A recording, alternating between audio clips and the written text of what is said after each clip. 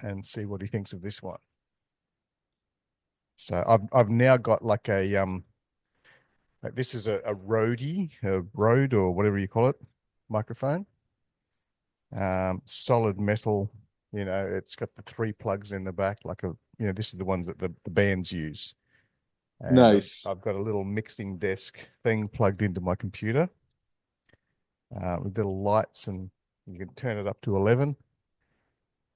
All these different mixing desks. It's even got auto tune, mate. So if I want to sound like Cher or Madonna, I can do that. Nice. Is your guest joining us this week? We don't have a guest this week. I put a guest in for, I think it's next week and the week after. Okay. So we can talk about whatever you want to talk about. I'm just recording this one for shits and giggles. Yeah, yeah, for So sure. it's for Mark, but we can talk about whatever you want to talk about. And if it turns into a show, it turns into a show. Perfect. Yeah, happy to do that. Let me hit record on my end whenever Yep. you're ready. Yeah, go. It's up to him to edit it. Yeah, let's see if this works. All right, I'm recording in the background, so he'll just get my audio. All right. Clap there. I could wear my Christmas hat. What do you think of my Mm, Christmas hat? Looks great. Can Yeah. you read that? No, I cannot from here. I'll have to get closer. I'm on my phone just because Oh, okay. the video is gonna be better than on my computer because you had said that last time. Yeah, it says Merry Christmas, you filthy animal. Oh, I love it. Yeah, let's just jump in. Maybe we do like a 20, 30 minute just short form, talking about whatever. Yeah, yeah. So Uh, yeah, we'll I've start. got So, I've got an exciting guest coming up. So I can't even recall who the one is that's booked in for next week. I should check that so that everybody will know. Let me just have a looky see. Who have we got coming up? Uh, Ariel, Ariel Seedman from Hive Mapper. So Hivemapper was a new free crypto that I've discovered. So you might be familiar with Basic Attention Token. If you use the Brave browser, you get paid for looking at ads, which obviously Google and Facebook and LinkedIn service ads all day long, but they don't pay you any money out of it. Whereas with the Brave browser, you actually get paid by the advertisers for looking at the ads. And Sweatcoin, of course, we interviewed Oleg a few weeks ago, where you get paid for just walking around and doing exercise, which is great. Um, but Hive Mapper is basically like most people are familiar with Google Maps. Google's got the self-driving cars that go around every street, take photos of things. But if you look up your own house on Google Maps, or if you look up an address on Google Maps, it's often the image is blurry, it's low quality, and the image is like 4 or 5 years old. So I've got a place down in Byron Bay that's like 3 or 4 years old. But if you look it up on Google Maps, there's just a vacant lot there because mm-hmm. the Google Maps image is very old. So Hive Mapper, you basically buy a little dash cam for your car. And as you drive around, it's taking 4K resolution photos of everything live, and it's uploading it and building a real-time map. So you're actually being paid to drive around and put fresh images on the maps because there's plenty of people out there. Real estate agents are an obvious target market, um, where they want to have the latest data, and obviously businesses want to have the most recent images and high res images, but they're just not available on Google Maps. So these guys are actually paying you to drive around. And they also gamify it because obviously if I'm driving from home to work and home to work and home to work, I'm just mapping the same route over and over and over again. Mm-hmm. And there might be an obscure road that not very many people travel on. So they'll say, hey, you're going to get paid $1 for driving to work today. But if you drive on this obscure 20 kilometer, detour around this little known road, then you might get paid $10 or $15 because there's obviously no one's doing that. So they're going to incentivize you to do that. So Yeah, that's a that's bit of great. fun. What's the coin called? Hive Mapper. Hive Mapper. So Oh, they're all, very they're cool. all I'll have to about the check that bees out. and the honey and the hive mind and that sort of stuff. And Yeah. obviously you're mapping the place. So yeah, the coin's currently being sold. It's out there in the marketplace. But you can also get it for Yeah. free. And who doesn't love free crypto? Yeah, exactly. And on that, our first topic here, why don't we just look at which coins we're most excited about coming up and things that, that one seems like a very interesting one. I know you kind of have a pulse on doing due diligence on a lot of these coins that come off. Obviously, you avoided the Hawk Tua coin, so good luck on that. But there's a lot of there's a lot of crap coins and good stuff out there. So, what, in your opinion, Jeremy, do you think is of the most interest that people should be looking out for that has Um, caught your radar besides that one? yeah, I've been having a lot of conversations, probably started maybe 6 or 8 months ago, with people bringing up DePIN, decentralized physical infrastructure. Mm-hmm. And now it's basically, I think BlackRock coined the term RWA for real world assets, Mm-hmm. and just fractionalizing everything. So not everybody wants to go out and buy, a selection of $500,000 watches and just have them sitting around the house. And maybe they go up in value, maybe they don't. Over the last few years, obviously, um, watches and collectible wines and whiskies and things like that have actually gone up more than the stock market has gone up. Mm-hmm. But not all of us have got the money to stick it into those assets. But owning a fractionalized one, you can own a 30th of a Rolex or a 30th of a Patek Philippe or something like that. Yeah. But I think what BlackRock's really getting into is fractionalized real estate, because real estate is, hundreds of trillions of dollars in assets. And for the average person, they might own their own home. They might go and buy the house down the road and rent that out. And that's kind of, their real estate investment done. But you're not Yeah, really diversified.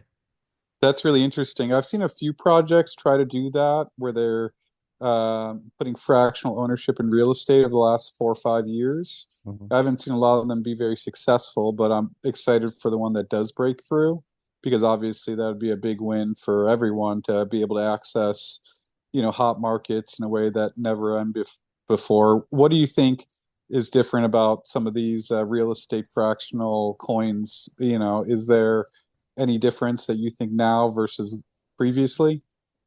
I think the emergence of smart contracts, Mm. and micropayments is really good. Like, we invested into something called Property Coin, and that was maybe 6 or 8 years ago.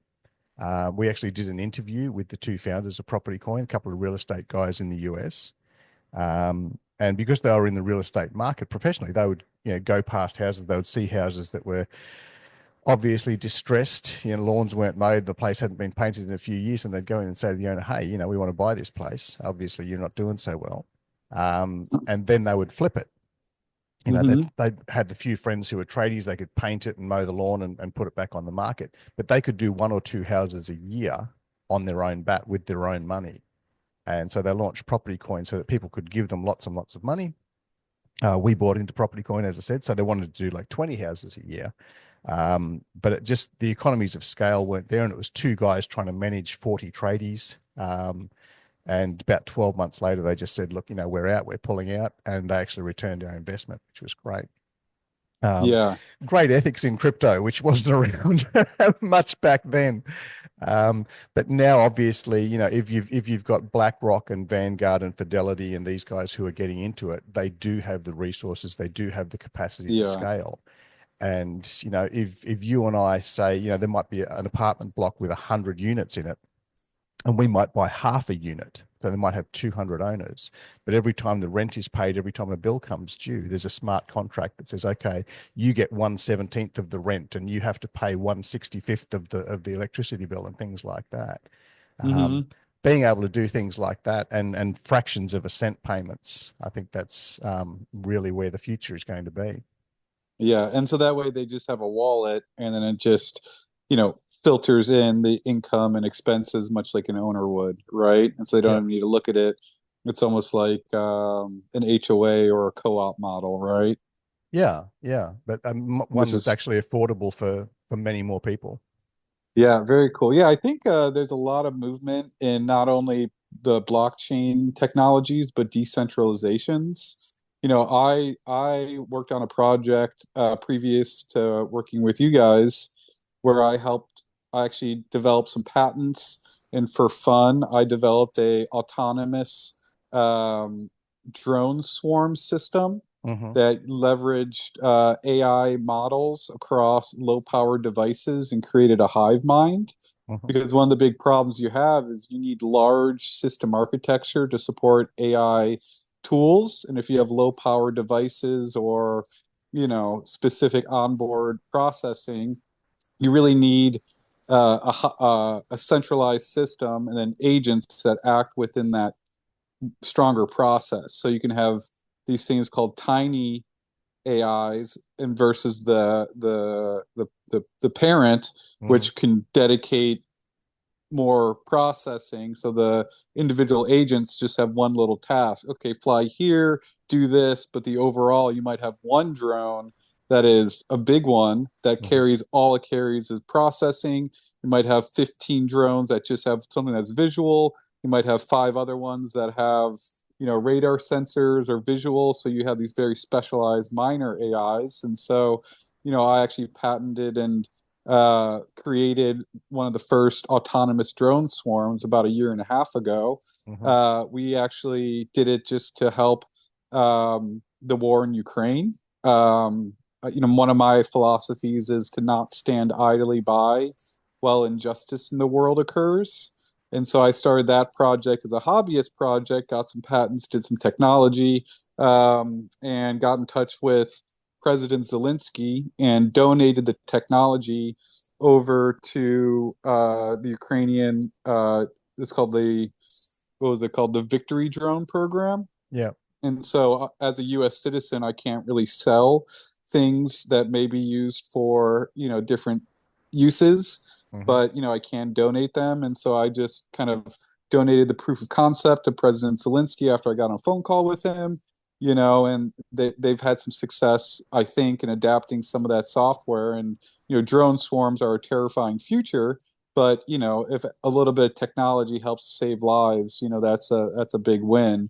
And that those systems actually went into a project with Richard Branson in South Africa to provide rapid response units for anti-poaching and anti-human trafficking in Nice. these game preserve areas because they had spent something like $5-10 million on rapid response drones, but they had no way to rapidly respond themselves to changing situations.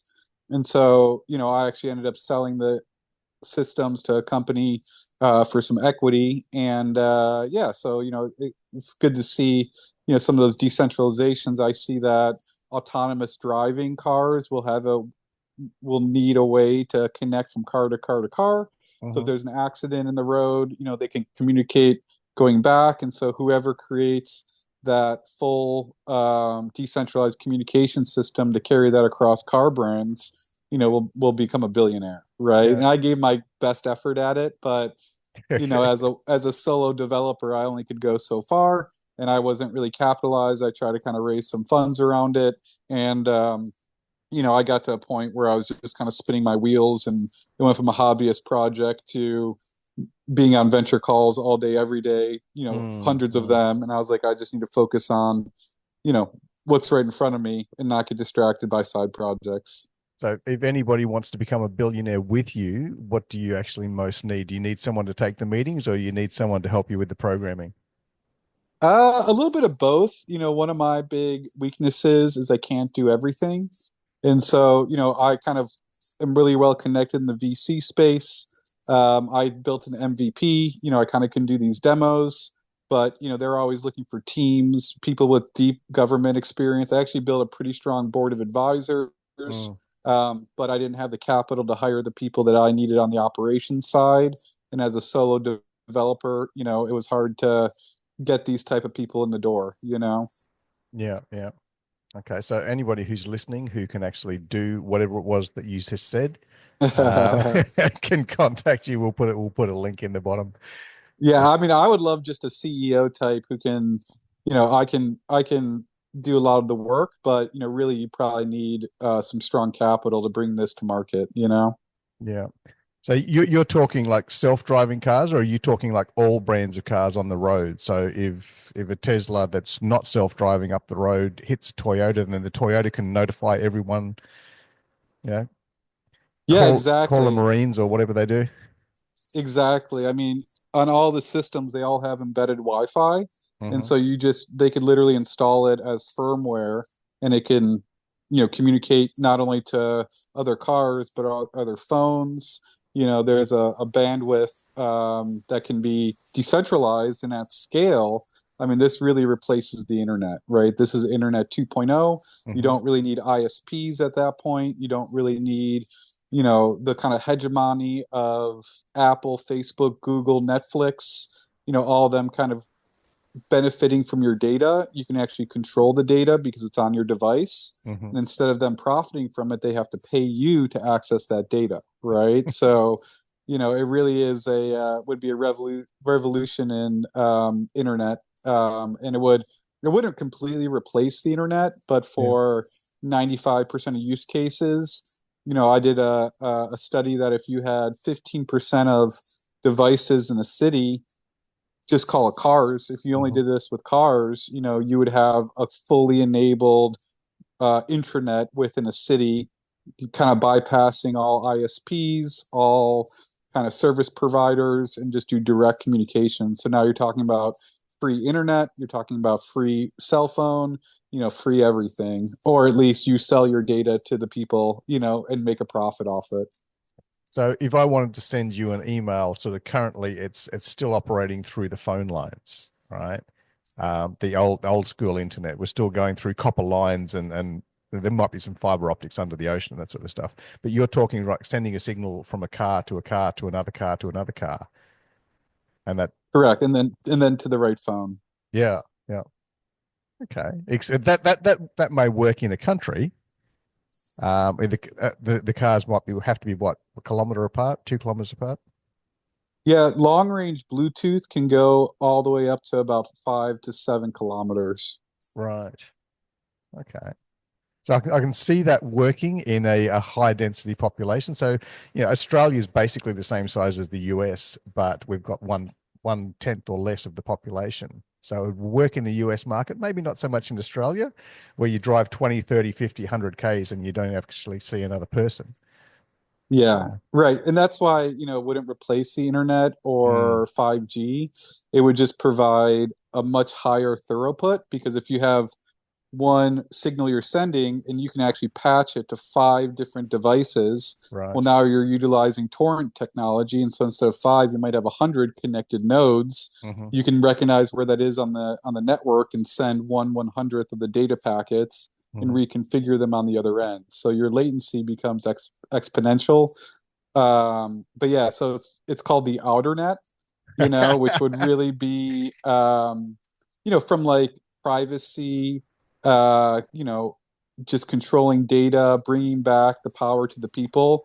It really would reverse all the equations across the world. But, 95% of all of our messages happen to people we know who are close, or at least Yeah. close enough for the network to work. Yeah. Yeah. I haven't been sending too many emails to Japan this week. It's Yeah, mostly existing connections in the same country or across one or two other countries. So, okay, bit of fun. The Yeah. Outernet, the words like my car becomes. Can I mine Bitcoin with my car? That's the question. Yeah, absolutely. I mean, and at the end, you may have a node connected to the internet. Yeah. So, someone could broadcast their Comcast internet and then charge a throughput fee, Hmm. right? So, my Wi-Fi can probably take 100 computers. So Hmm. why not privatize the access to the internet through Bitcoin mining or all the others where I don't know if you're familiar with the onion routing technology, but something Yeah. similar where you have one base node exit node that connects to the internet and you're like, hey, if you want to use my Wi-Fi, you got to pay me 5 cents. Now Hmm. we're talking about other coin applications, and this has been done before a little bit. There's one project called Helium, Yes. And so they tried to do this where they created a blockchain system of rewards about connecting to incentivize people to build massive antennas. Mm, And that mm, project fell pretty flat on its face, primarily because they over monetized it. And they said, oh, you'll be making all this money, so people put in these large capital investments to these large antennas, and then 6 months, 12 months adoption was low, and so you needed enough on the network. But I think if you just did it as power to the people, and just tried to release it into the public for the mm, good of humanity rather than monetization to the nth degree, you had to buy their systems, which were $500. You had to mm. pay them a monthly subscription fee. You had to mine your own tokens that costed you electricity and all that stuff. And so, it just was way too complex because of the blockchain piece of it. Yeah, yeah, yeah.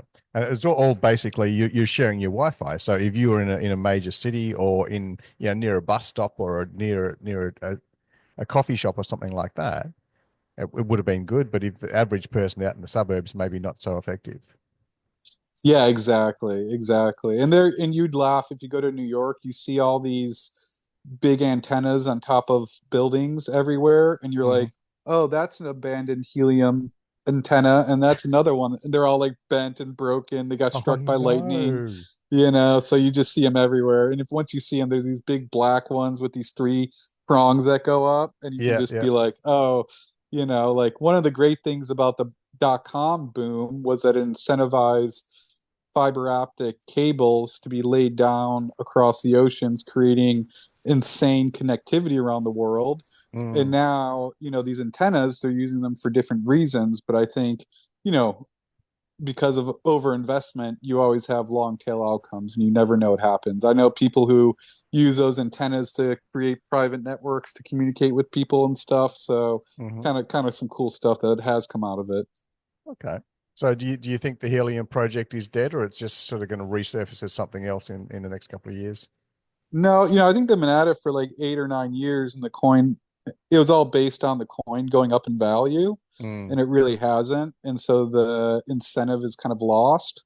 But if you really did it as like a free think, you know, way to for privacy and whatnot, I think it would have been a very different outcome. I think being over motivated by money sometimes shoots people in the foot. yeah, yeah, yeah. Can't be just all about the money, money. Forget about the price tags and all that sort of jazz. So what's a beautiful beneficial project apart from using swarms of drones to combat aggressive invaders into other countries? I know that you worked on something with the drones to put out bushfires and wildfires in the past. Yeah, and that was the same project. So we were working with the National Park Service to do rock climbing, search and rescue to identify people who are hiking and who have fallen. We've adapted some of this technology into search and rescue over water.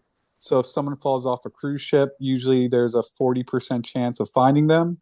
And if you don't find them within 30 minutes, it goes down to 0%.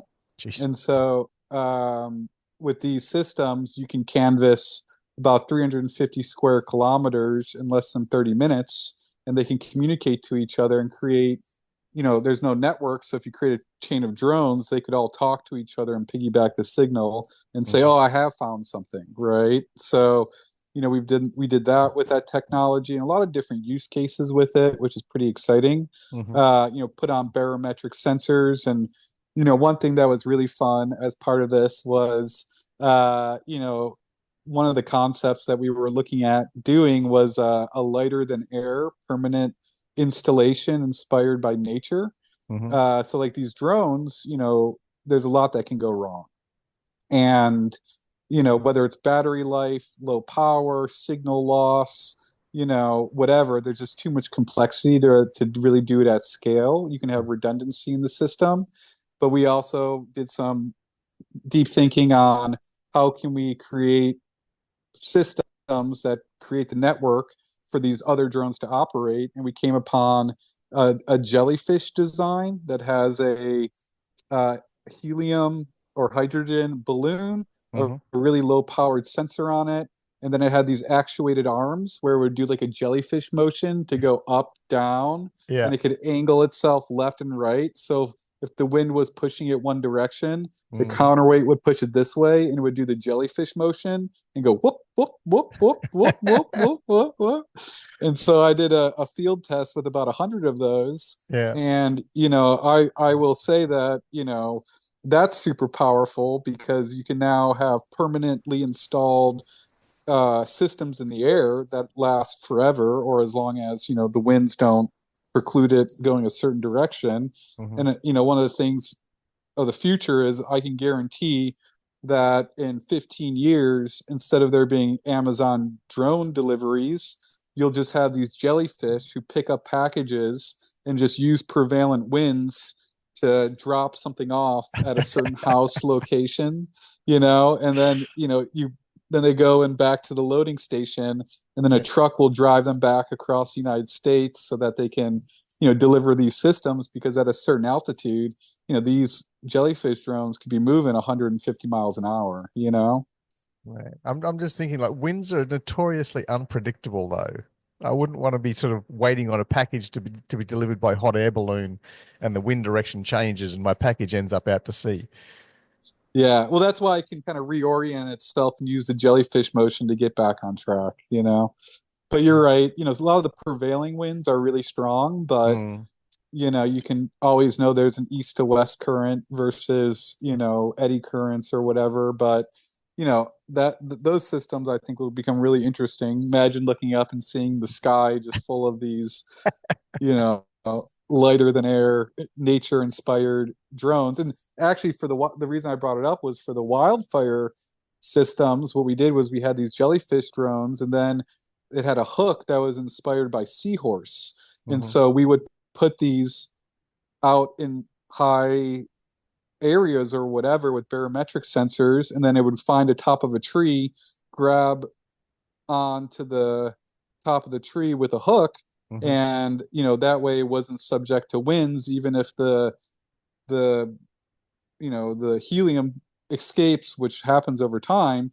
You now have permanent installations that use these really tiny solar galactic to stay charged, and now you can have coverage over hundreds of miles in a connected network that connects all of them back to the base station. So instead of having all the Wi-Fi connections in the cars, we could have little Wi-Fi connections in the trees. We could get people out there planting trees and setting up their own Wi-Fi networks. Yeah, exactly. And I think there's something really beautiful about being inspired by nature. Most Mm, technology these days really tries to diverge from nature, but natural selection has already created a million and one variations and optimize the system. So yeah. like, I don't know if you've seen the conversation where everything eventually evolves into a crab. It just keeps It's going back called to a crab. Yeah, Yeah. it's called the carcination process, Hmm. where there's been like 30 different independent evolutions into a crab. Like a Hmm. lobsters will eventually become crabs, shrimps will become crabs. It's like Yeah. there's these optimizations out there, and I think jellyfish and nature and the ocean, really has some of these systems, and I think people aren't inspired enough to buy those. Mm, mm. I'm not going to become a crab. I don't have time for that stuff. Yeah, right. But yeah, I read a bit of this sort of stuff that's they've found like cave paintings and art and even what did I see the other day? A charcoal oven. And this sort of stuff was built by Neanderthals and built by Denisovians and this sort of stuff, like species that are now extinct, but were really, really clever. Like these guys built a charcoal oven underground, where they would actually burn bits of trees and extract the resin and stick their stone tools together, like sticking a stone axe head onto a handle, by superheating this resin. They're getting insane temperatures that obviously blacksmiths use nowadays. But this was like 35,000 years ago, and these were the Neanderthals that we said, oh, they weren't real smart. Um, but some of the structures and some of the art was created by species that weren't us. So Yeah, maybe we turn into crabs, and then eventually, all of the monkeys will eventually turn into some sort of proto humans. So yeah, we'll yeah. get It is. Yeah, it is very interesting too. That there were so many other humans forms, not humans, but sapien likes that all died humanoids. off. Yeah. Yeah, I have a strange theory that once humanity gained the ability to, harness tools and fire, Mm, evolution stopped, and it actually went the opposite way. The all the other proto-humans all died off. yeah. It's like the end of evolution, right? And in a good way, right? We don't Mm. have to die by the millions to change anymore, but it's like, all right, well, it's all downhill from here, in terms of evolution, which is not a bad thing because a lot of suffering has to occur for natural selection to push things forward. True. True. There was one day when just a million billion fish washed up on the shore, a big storm, and I'm guessing like 99.99% of them died, and one of them grew legs and went, "Hey, this is pretty Yeah. cool." But there would have been a lot of failures along the path. Yeah, So exactly. So be inspired by nature while it lasts. yeah, so I haven't seen the jellyfish drones. I've seen obviously the helicopter kind of ones. I think the original helicopter was inspired by a hummingbird, so it's Hmm. evolved a long way since then. So I haven't seen the seahorse. I'm going to have a look at those, Yeah. the little hooks. So what else is exciting that's come out of just observing nature? Oh, that's a really good question. I don't know. I think from a communication standpoint, there's Mm, just so much. If you look at the way that dolphins and whales communicate, and they kind of use this hive approach, yeah, where, we as humans think our mind is so independent, but there really is a natural language where that's beyond language that a lot of these animals will use. And if you look at some of these whales and the way they speak, mhm, they actually will communicate to each other and, listen to others rather than think they're independent. And there's just this really powerful system that's beyond language that I think as humans, we all think we're independent. We have these thoughts. yeah, And, I think getting out of your own way and listening to others and, kind of developing language patterns that are beyond just words, I think is something that I see a lot of humans struggle with, right? Where actions speak louder than words, kind of doing one thing and then going 10 times more above. Like for dolphins and whales, like if they do something nice for some other creature, like you'll mhm, see these dolphins save sea turtles for no reason, right? yeah, You'll see yeah, sharks do the same. And you're like, they don't speak the same language. yeah. They're probably just food to them. And it's like, no, no, no. They know exactly what they're doing because, the language is beyond words. It's all Mm, about actions. mm, absolutely. I don't know if you agree with that. Yeah, yeah, I've seen some of those cases where it's like interspecies and they're actually working together and they're saving an injured one and that sort of stuff.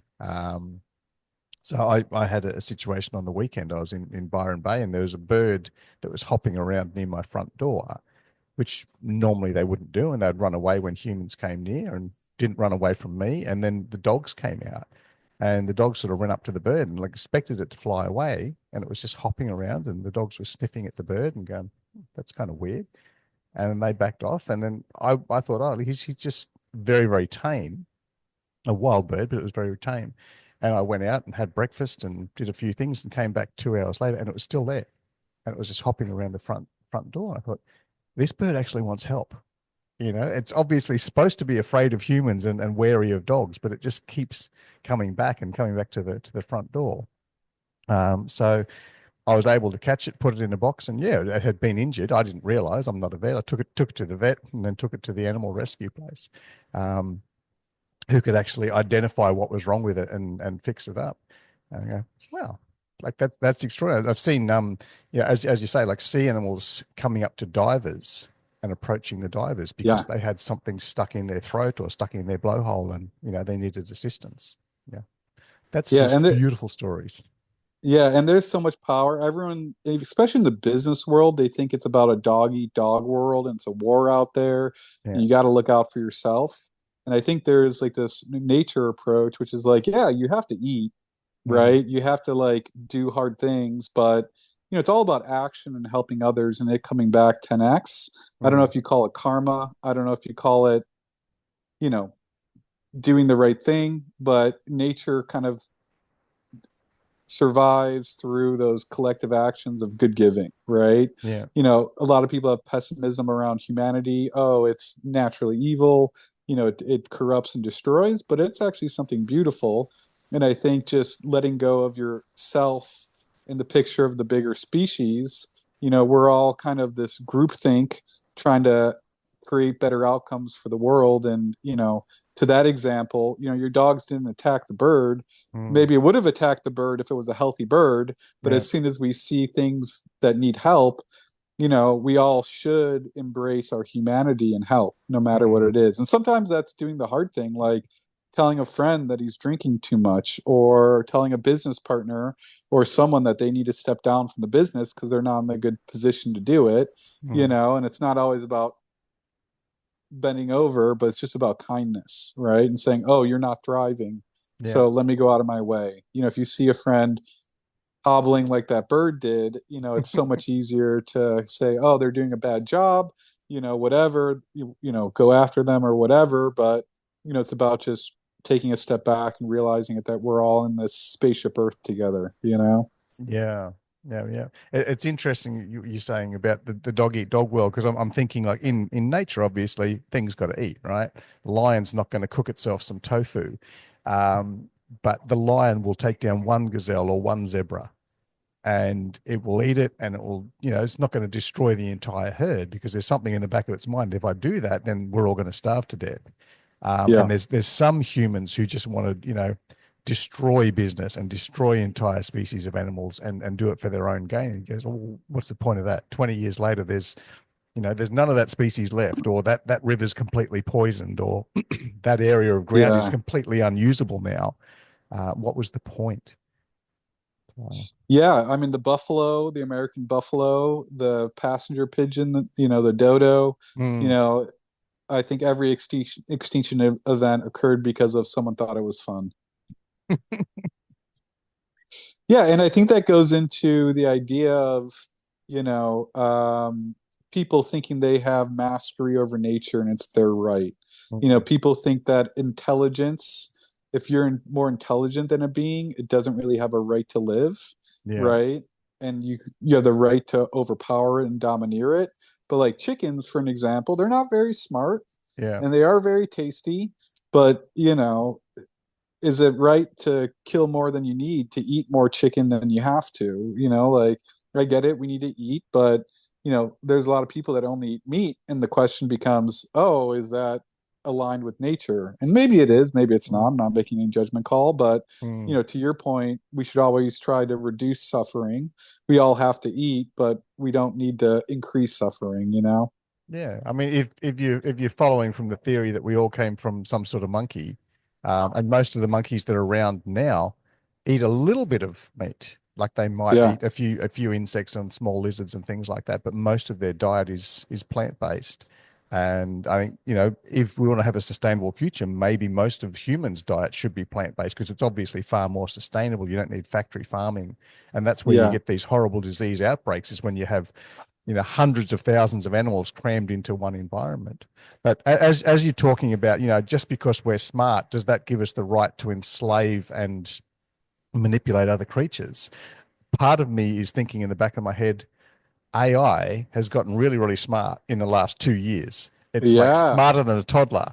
So in another 5 years, is it going to be smarter than humans? And the humans that programmed the AI are some of the ones with the worst human traits. So if the Yeah. AI becomes smarter than us, what's going to stop the AI from saying, well, then I should dominate them because I can. I should Ex- manipulate them because I can. Well, it's a double-edged sword. And so I think we'll come to that paradigm because it's going to learn from all of human action.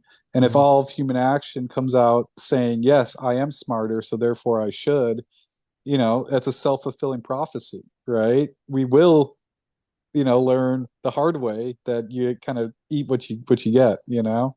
Mm, mm. The only one redeeming thing is most people won't know because they're not old enough to remember, like me back in the olden days, a Matthew Broderick movie in the early 80s with war games. Yeah. And the computer artificial intelligence hacked in, like starting a nuclear war, basically. Um, but the only way to stop the computer from destroying things was actually showing it what happens. What happens when you play chess? What happens? Like there's if someone loses, then basically everybody loses. And it looks at all of the million different outcomes. And I'm hoping the AI is actually smart enough to realize that if it oppresses the humans, manipulates the humans, and kills off the humans, it's not going to be a very nice world, you know. Well, we'll find out one way or another. It might not be tomorrow, it might not be 5 years, it might not be 15 years, but something's going to happen. And I don't know if you've seen the wall that's been happening. Sam Altman has been trying to dissuade people that this exists, but it definitely does. Mhm. That, AI is experiencing kind of a reverse Moore's law where they're creating these systems which are 100x more powerful than every year, but Mhm. the outputs are only increasing 5 or 10%. And so there's Oh. kind of this, in my hope at least, that AI does have a limit, right? That we can't completely replace our own cells, and AGI may be unreachable because you would have to dump in, you would have to create a supercomputer the size of the Earth to create something that's, a trillion times smarter than what we have now. And we'll probably get there, but we are hitting the limitations of transistor size. Once you have these connected NVIDIA networks, Mhm. it's like you have these diminishing returns on hitting this wall. And I don't know what your thoughts are on that. Maybe that's the limit, that nature has provided us, thank God. I'm wondering if Sam Altman went to the same symposium where we went to, where the Harvard Club. I went. Did you go to the presentation by Catalog DNA? I don't think so. Yeah, yeah. So these guys obviously saying, storing things. We were told that you could store things on floppy disks back in the day, but after 10 or so years, the floppy disk degrades, and then they're like, oh, we're going to invent this DVD, and the DVD will last for 1,000 years. Well, CDs and DVDs that aren't stored in perfect conditions, they tend to degrade after 5 or 7 years. And flash drives will degrade after a few years as well. So Amazon Web Servers and all these huge corporations around the world are just going, we need to store all this data, but then we have to replace the hardware all the time, and it's very, very expensive. And so these guys have basically taken strands of DNA, and I'm not a biological scientist, but I think there's ADTC or someone will correct me, but there's four components to the DNA, and using those little letters of the alphabet, you can make every single possible word in humans and daffodils and whatever else. But what they've done is engineered the DNA so they could store ones and zeros on the DNA, Yeah. and they use synthetic DNA, so they're not chopping up humans.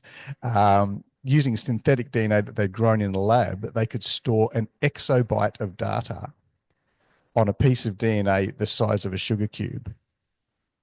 And you look at that and go, that's incredible storage. And say, okay, well, how long does it last? And they said, we're saying it lasts 1,000 years. And the guy sitting at the table is like, well, how do you know it lasts 1,000 years? None of us have been around that long. And they said, we're digging up woolly mammoths from the Arctic tundra, and we can Yeah. extract DNA from these things that died 30,000 years ago.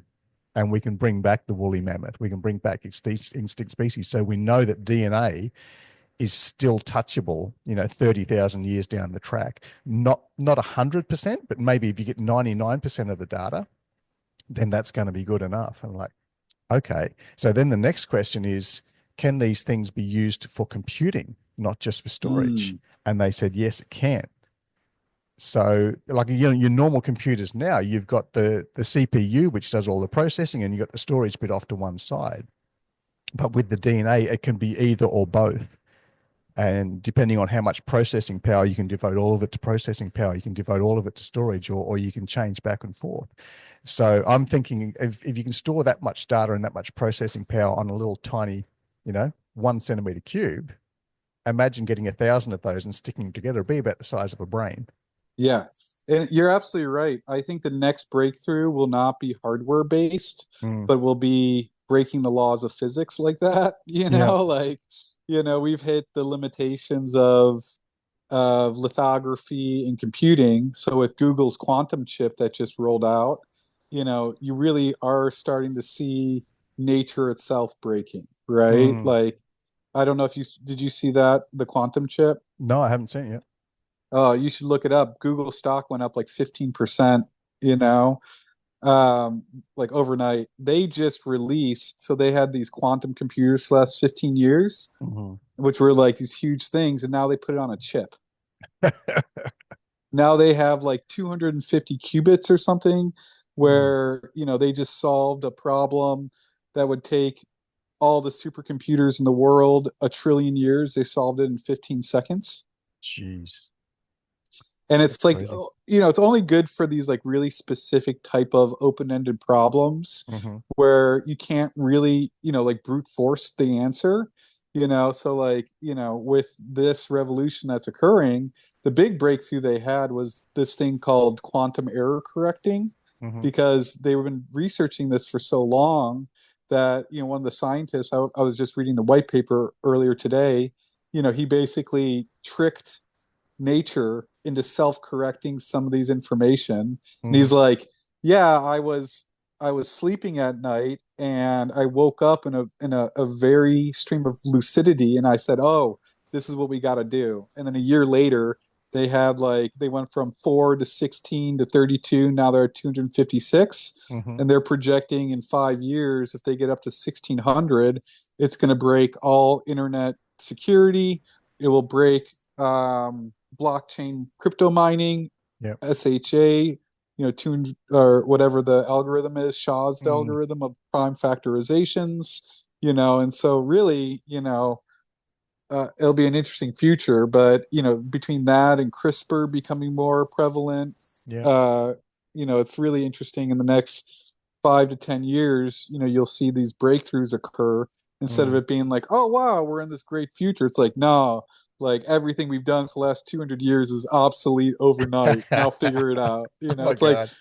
when the first person invented the gun. It's like, oh shit, like Game we gotta go changer. back to the drawing board. Like armies don't work anymore. And Mm. it's like, all right, Native Americans, good luck with those bows and arrows. It worked for them for thousands of years. And I think what ends up happening is revolutions happen, takes very, very slow, and then all at once everything falls apart, right? Yeah.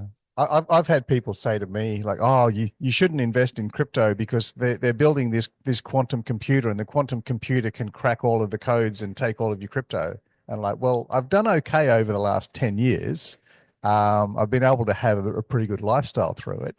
And the other thing is, that if those quantum computers are cheap enough for the ordinary man in the street to have, then they'll be able to hack into every bank, not just every crypto wallet. And Yeah, it'll be game over for the entire financial industry.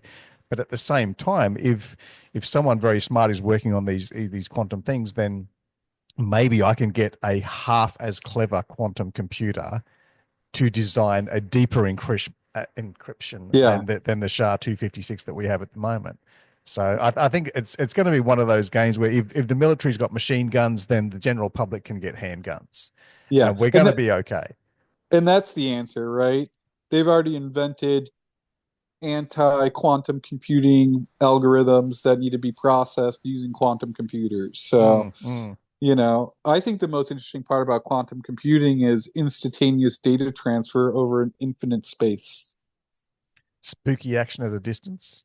Yeah, quantum entanglement Hmm. conversations, like I don't, that's the one thing that no matter how much I look into, I'm like, I can't, I can't even try to think about it. It just puts me in a downward spiral. Like, as Einstein said, spooky action at a distance. Like, how does that even work? Yeah, yeah, yeah. And I'll watch YouTube videos on it and stuff. Be like, you explained that very well, but still doesn't make any sense, you And know? if you do start to understand it, then you need to take a break. Your brain hurts. You need to have a nap afterwards. Yeah, yeah. I'm like, I know the words you said, but they don't sink in, you know? Yeah, It's yeah. like, whatever. Like, you don't know as well. Just say that, you know?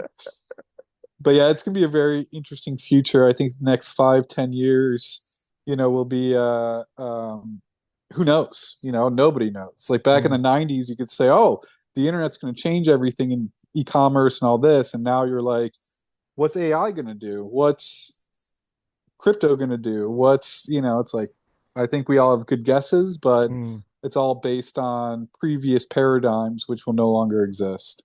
Yeah, yeah, yeah.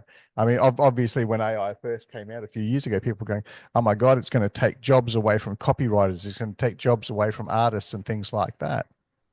But it's actually increased productivity for all of these Yeah. people, and lawyers who don't need to actually sit there and type things up and map things out. You just go bang, bang, bang, suck some data from here, suck some data from there, put it like this, change that. They can do 4 times as much work. And Yes, so can the artists and content creators and even programmers can do much, much more work in a shorter space of time. So we're rapidly accelerating this productivity, which is absolutely incredible. And we're going to use more and more of it going forward. So when do we I get to the agree. stage where we have the AI agents? Because I love being able to go, hey Siri, what's the temperature in Lithuania? Or I'm planning a trip to Davos. What's the weather going to be like there? And she gives me the information, but we're not at that stage yet when I can actually say, hey Siri, book me some flights. Here's my credit card information. Book me some accommodation. So the agents who can actually do things in the real world, I think that's going to be the place where productivity just goes absolutely through the roof. Yeah, exactly. And you do see a lot of these AIs already communicating AI to AIs, Mm-hmm. and that's where, like, for LinkedIn, there's just going to be an autonomous LinkedIn someday that's just like, oh, you want to connect with family offices to invest? Bam. The AIs will all chat to each other, right? And that's really interesting. I don't know when we'll get there, but if you want another $1 billion idea, that's the next one. Yeah, so instead of me saying, "Hey Siri, make me an appointment with this guy," I'm going to wake up and Siri's going to say, "Jeremy, you've got an appointment with this guy tomorrow. Make sure you turn up." And Yeah. I've already booked you an Uber. It's at the front door. It's a self-driving one. And I'm just like, the Yeah. AI is telling me what to do and where to go and who to be with. That's a scary future, but if it's more efficient, I'll probably take hold of it. Yeah, right. It's like you have 15 meetings with all these high potential partners, Yeah, you know. Make sure to wear this tie and this suit and this hat. This guy likes, the Chiefs. So make sure you talk about this. He has three yeah, kids. One of them just had a bar mitzvah, and that's what it's going to be. I mean, like, that's a powerful tool, yeah, terrifying, but yeah. powerful. And It's like like, the ultimate personal assistant, right? in the new Facebook glasses that has the embedded AI in the camera, Yeah. they're already doing that. Like, you can already go up to someone, double check, text it. It will scan that person's face, find their online profile, look at their last 15 posts, and be like, this person's favorite topics is crocheting, No walks on the way. beach. They do all It's like this. It's Shazam, but for people. Yeah, Oh yeah. my And I was God, I've laughing. I've I've been talking about this for years because obviously, you can hear the last 10 seconds of a song or the first 10 seconds of a song, you go, "Oh, what's this song? I really like this song."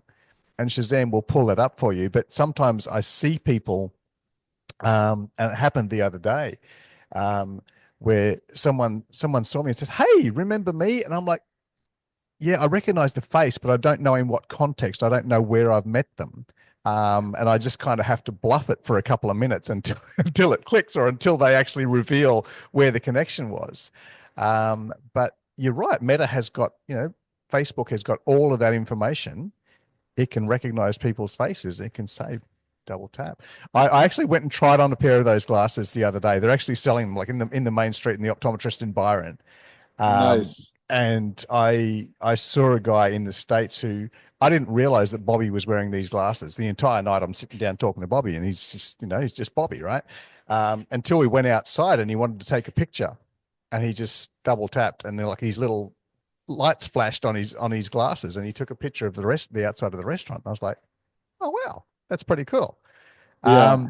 And I've been talking about these and thinking that would be interesting because sometimes I want to take pictures of things, but I'm driving, and obviously it's not a good place to try and pick up your phone while you're driving.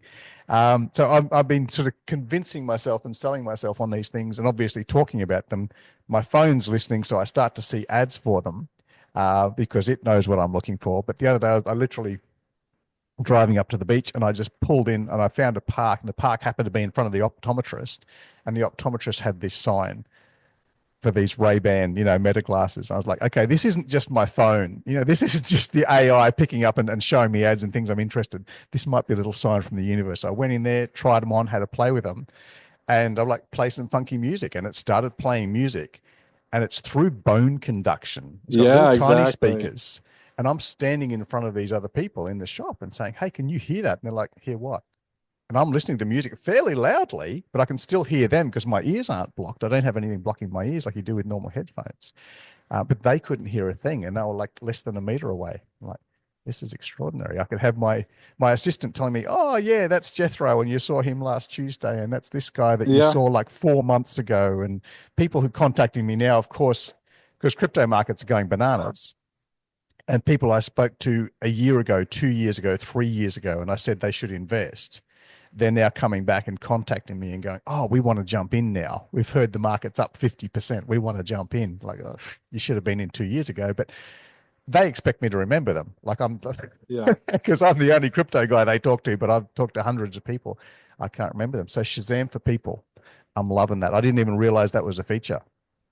Yeah, I think it's still experimental, but I was watching a video of someone who was using them, who had it all kind of set up where it would scan someone's face Hmm. and do all that, categorization, especially for someone you've never met before. It's kind Yeah. of creepy. I think it's a little bit unethical myself, but you could just It's figure public that person. information, right? That's what I mean. Just Yeah. look at Yeah. their Instagram, I guess. But Yeah. you know, I I don't mean, know. Whatever. technically, like it's I don't think it's an ethical thing because that person has publicly shared that data. And if I had a photo of you and did a reverse image search on Google, I'd be able to find every post that features your photo that you've voluntarily shared this information. Yeah. So people listening, if you want to be like super private, obviously switch your Facebook profiles to private now before every Yeah. creepy guy in the gym gets a pair of these glasses and wants to find out your phone number and where you live. Like if you've ever shared that information, it's still out there somewhere. So yeah, set your privacy levels high, but also be aware of what you share. Like never goes away. That ugly photo with you with the bad haircut from 16 years ago, that's still on the internet somewhere. But you can't get rid of that. But you could probably set your privacy levels high because I'm guessing like if I'm going to be wearing these glasses, someone else is going to be wearing the glasses, and it's going to catch on. Thank God it's not the big what was the snorkel mask thing that Apple came out with. These are just like Ray-Bans. They're like Wayfarers. They look like Yeah. you don't feel like a goof wearing them into an office situation or into a club or whatever. Yeah, exactly. But yeah, no, we covered a lot of topics. Some esoteric ones. I think the summary of some of the things we were talking about is use AI to become more productive, or else you'll fall behind. Yeah. Invest in crypto because it's likely going to keep going up. I don't know if you saw today, but it went back down to 92,000 Hmm. based on the Fed's cutting of rates. Yeah. But it's on trending back up now. But today's a good day to buy in, is what I'm trying to What say. happens when the So Fed cuts rates? Everybody's got a little bit more money, and it's good. yeah, Just before the holiday season, people will need to have a little bit more money to stimulate the economy. But then they've got a little bit more money, they might invest it. And obviously, yeah, when they're spending on buying presents and taking trips and going and seeing people for the holidays, that's going to stimulate the economy as well. So we'll wrap it up. Thank you for everyone who's listening. And yeah, we'll see you soon with some more exciting guests.